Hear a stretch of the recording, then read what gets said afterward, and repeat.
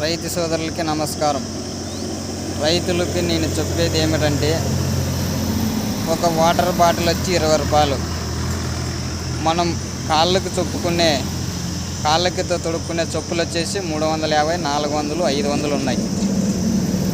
ఇదేమిటంటే rate అంటారు, fixed rate అంటే అది వాళ్ళ కంపెనీ చేసిన రేట్ అంట. కంపెనీ పెట్టిన రేటు కాబట్టి వాళ్ళు పెట్టిన రేటు మనం కొంటున్నాం. అదే మన రైతులు పండించిన పంట మన రైతులే పండిస్తున్నారు కదా, మన రైతులకి గిట్టుబాటు ధరలు మనకు అనుకూలంగా ఎందుకు కల్పించలేకపోతున్నారు అనేది నేను అడుగుతున్నా.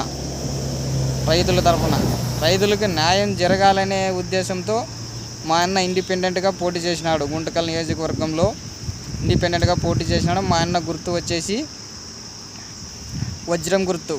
రైతులందరూ వజ్రం గుర్తుకు ఓటేసి గెలిపించవలసిందిగా కోరుతున్నాను. అలాగే చీమ తినే తిండి నుండి బ్రహ్మదేవునికి పెట్టే నైవేద్యం వరకు మన రైతులు పండించిన పంటలే గుర్తు పెట్టుకోండి. మీ రైతులందరూ రైతును గెలిపించవలసినదిగా కోరుతున్నాను.